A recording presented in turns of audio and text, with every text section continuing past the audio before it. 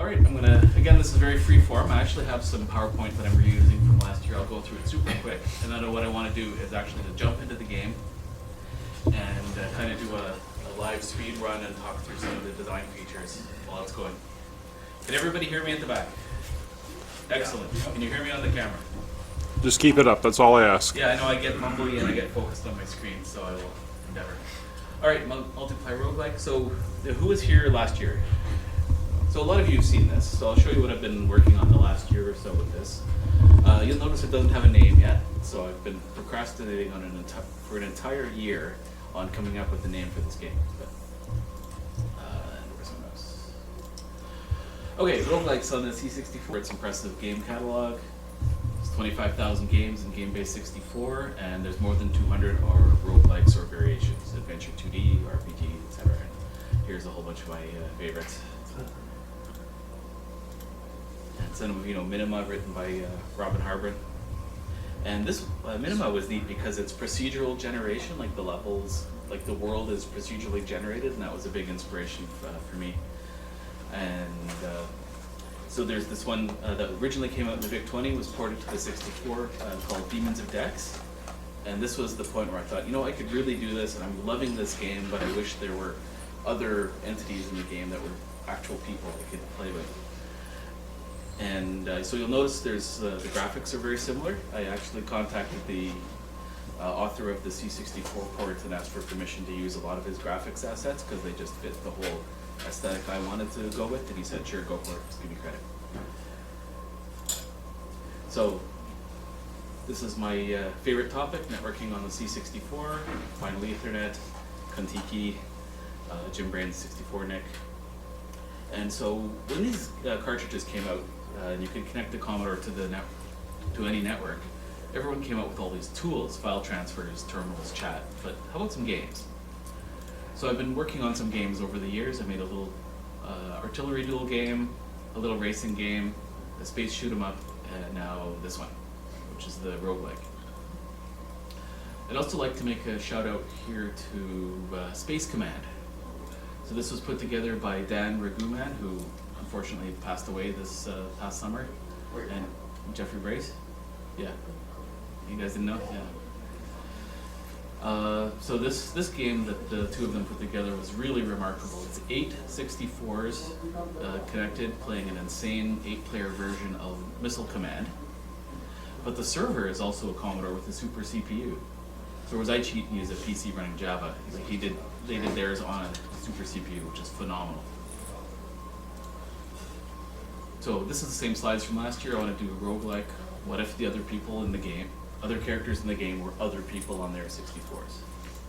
Go on quests, pick up stuff. That would be cool. So there's some debate whether this is truly a roguelike. They're the roguelike diehards who have very strict definitions, and I bend those rules quite a bit.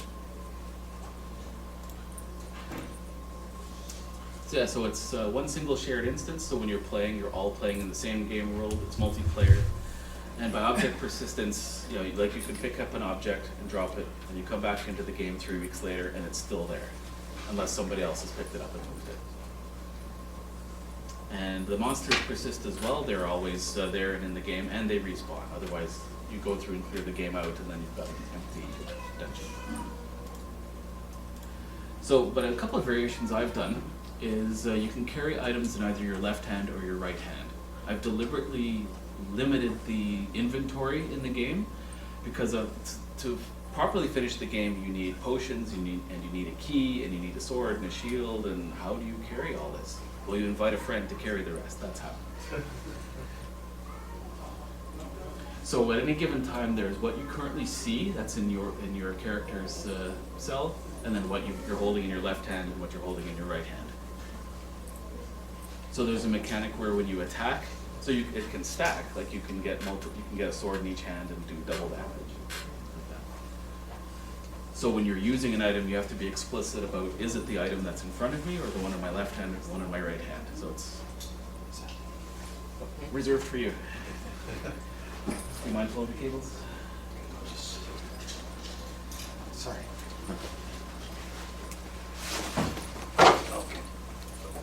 So So there's an attack command if you're playing on the through the keyboard. Then it's shift and move. Again, a variation from the a standard roguelike. You just bump into the characters to attack them. But I eventually want to introduce ranged weapons into the game, so you could do that. So there's an explicit hold down shift and move, and that'll attack in that direction. So you can double up swords or shields, so you can be on more in the offensive or defensive. So you've got all these different items you can carry. Limited inventory, like I said, to encourage multiplayer.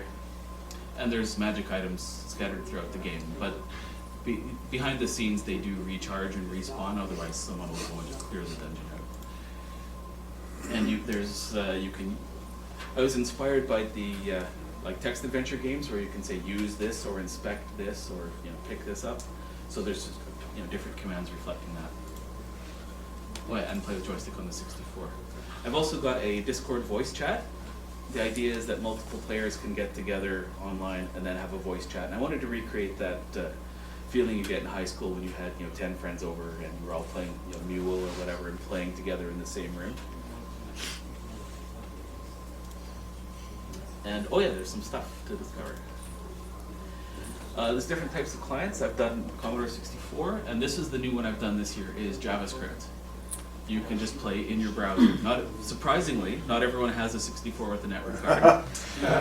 So I made it simple. You can anyone with a modern PC, just go to a special URL and you just play right there in your browser. I've got deck terminals? I've got deck terminals kind of working. The screen update is a little fast, but it's getting there. And I want to add all these. I want to have Coco and Apple and all these all playing together.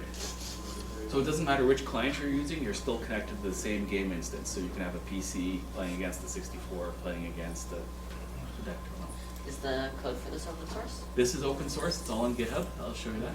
So servers in Java, various 64 clients, some networking details, and I'm going to skip this slide because I did it last year.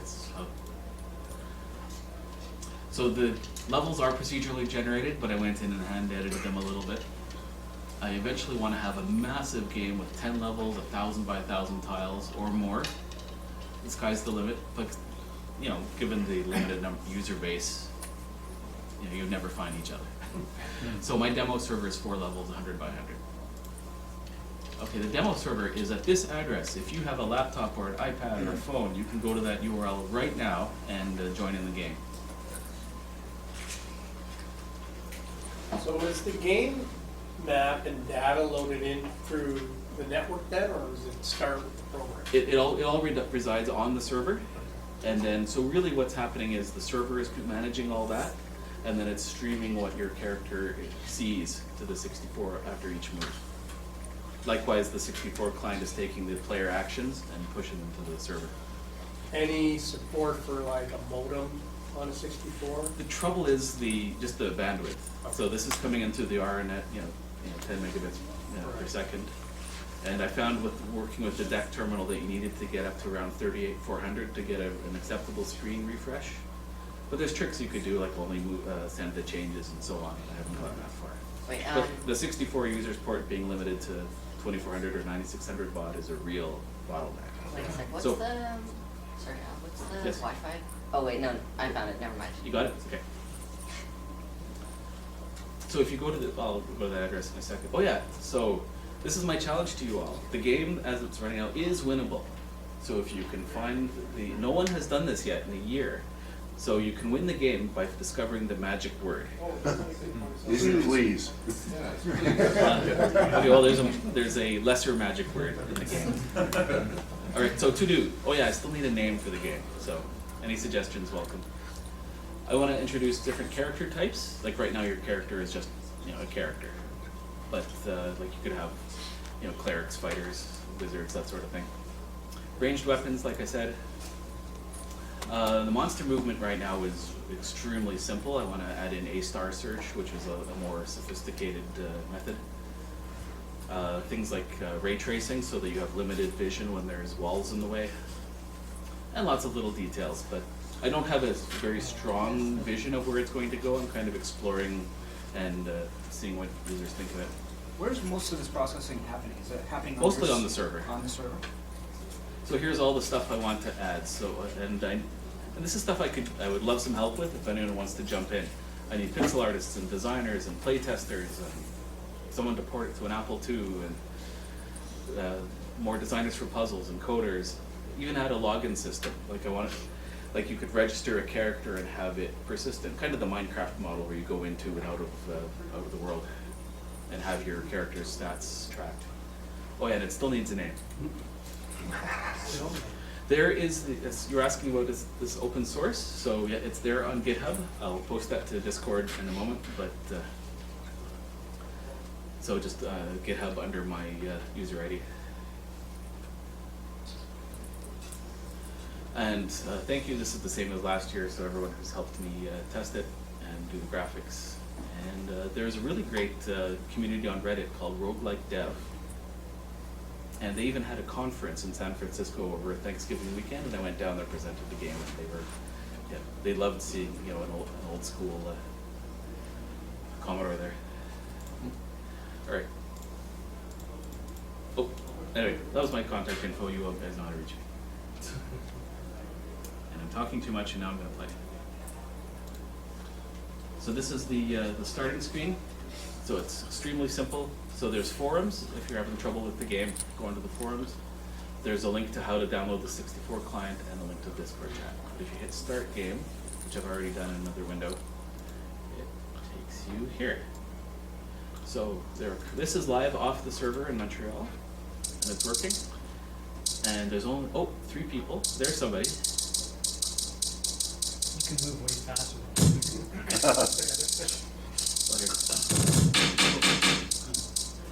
So we look around the game, and so there's somebody else. Oh, and it's totally player versus player. So, I see something. Well, so what is that? So I do inspect, and it says I see a crooked sign. But it only gets me halfway there. Now the mechanic is I want to use this object, so I use it. Reading it is a use action. So adventure awaits, find a key. All right, let's see what we can do.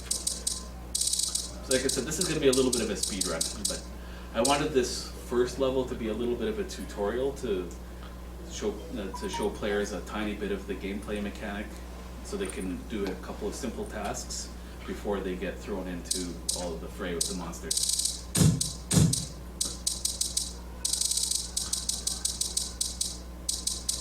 So for people who are joining in, that guy up there is a skeleton, and I probably should not have put him in the game right there, because he will just come and kill you in 3 moves, so stay away. But there's, so you can look, and there's somebody there, but I'm going to dodge around you. So How do you there's, pick up the key? okay, yeah, so this is where you need an on-screen keyboard. So again, if you press H, you get the, so again, it's J and K to pick up in the left hand, right hand, and then the opposite is Shift J, Shift K to drop.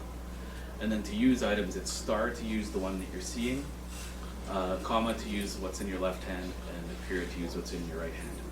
I deliberately tried to choose keys that would work on multiple platforms, PC, 64, so hopefully I succeeded. All right, so I can inspect. I see a tattered note. I use it. It says, portals teleport to random areas. Okay. Hey. So if you move up, that's bumping into. If you move up a bit, that's you, right? Mhm. Yep, if you move up. I moved over.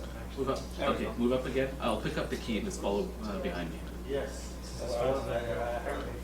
Oh, wow. I have to check it out. Tap any quicker, it Oh, zooms. did you, Yeah, I should move that around. oh, there you are. Okay, a little bit of lag. So, again, because this is multiplayer, you can't just have someone go through and open the door and run off with the key. So this is a magic key. When you use it, it teleports back to where it started. So the door is only going to stay open for 10 seconds. Are you going to try There's following? no way I can go that fast. Okay. But I'm going to run to the next level. And we can, so the key will be back where it started. Just the 2 of you. Okay. That's And a so, slide. so I see some stairs, and how do you go down the stairs? You use them. And now I'm in the second level, and now everything's getting real. So there's monsters, and there's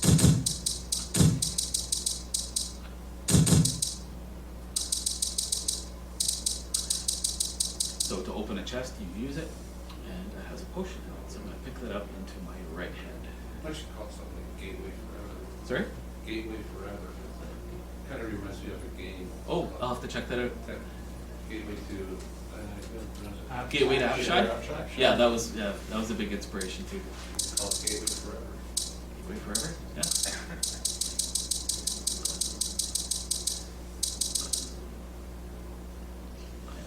And use.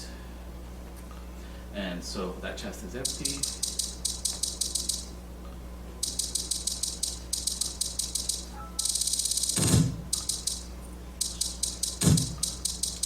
So here's a room full of spiders. They're ignoring me for the moment. And so I found some gold. And so this isn't supposed to be some deep philosophical statement, but when you pick up the gold, you can't do anything with it. Like all it does is take up space. Nice. Yeah. More gold. These are very sedate monsters. I think they're biding their time. You wanna go? So why do they stay? I think I actually have a bug in the game where it, if you log out and log back in again, it they don't track you as effectively.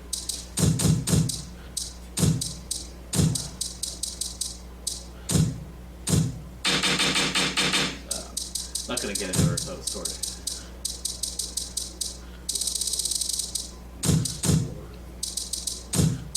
That is really loud. Huh? The net sound? I thought it was turned down. Yeah. Like, it doesn't bother me that much, but like, it's Just get like a background song. feels like it's gonna. Yeah, the thing, well, again, on the 64, the networking takes up almost all your raster time, so there's nothing left for background music. So the sound effects are very simple.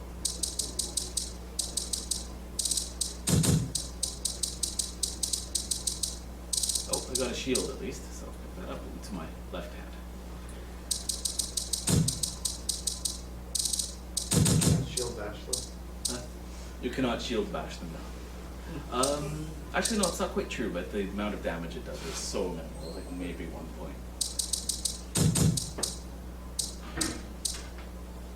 And so we get deeper and deeper into the dungeon, and it gets more, we get different monsters.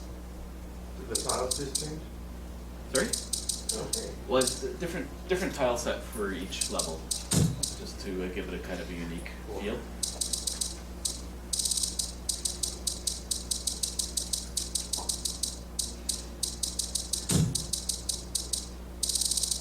And there's the water. A bridge. There's a bridge to cross. Oh, there's a skeleton. Avoid him.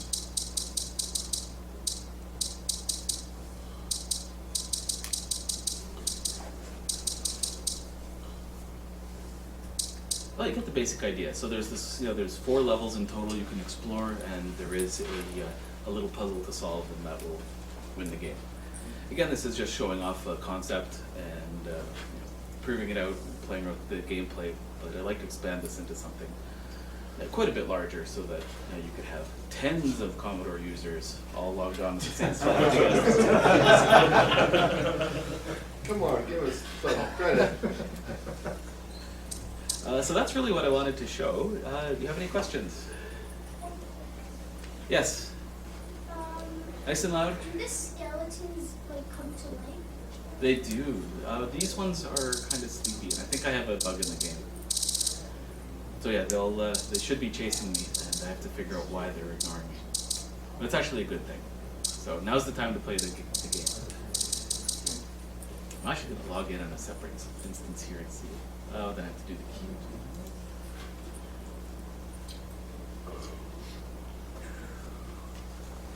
All the players, I should say, in Commodore. Yeah, there's no customization yet. Like, I want to add eventually that you would log in and say what kind of character do you want to be. You have a choice of, a little guy with a sword or. I want to be the black. Sorry? I'd be the black character. You've never seen me coming. It's hard to say.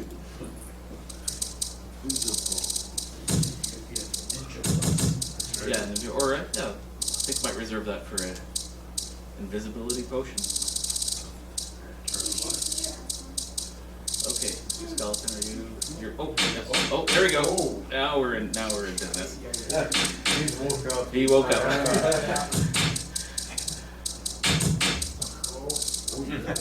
Okay. Pretty fast. Yep. Okay, I'm gonna lead him up here. So you're getting all the against. They're fast, but they have a limited sight. So once you're out of their range, they don't chase you anymore.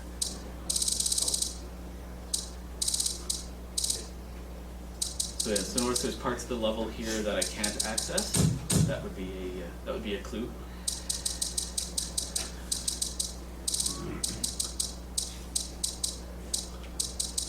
Okay, well let the you guys see the end sequence. So yeah, if you don't have a shield or a sword, you have no chance against them. Yeah, I'm gonna remove the skeleton off of the starting level. That's just too crazy. Or how about you make it like so that like the like there's some sort of like waiting to the to how the monsters like track and behave, focus on users, where like the more progress you make in the game, the more aggressive they are, but like at the start they won't, like they'll do less damage or move slower or something like Yeah, that. sort of ramp up Yeah. the difficulty level based on. But the thing Yeah. is, it's multiplayer though, because you Yeah. have a So then like it first would player and a 16th level player next to each other, which then it is would fun. it would attack the 16th level player mostly, but also sometimes the first level one. Like Okay, I mean that gives the monsters some metagame knowledge, which I like to steer clear of. But see, these are all the little gameplay details that I'm looking to the user community for input, and just play around with it and see what works with it. Do you respawn in the dungeon you died in? Yeah, so hit yes here. You start right at this sort of opening room here, with a little sign that tells you what to do.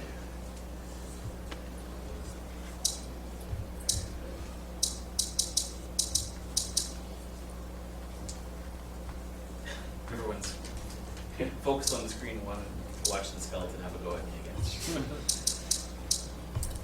Okay, any last questions? All right, well, thank you very much. Thank you.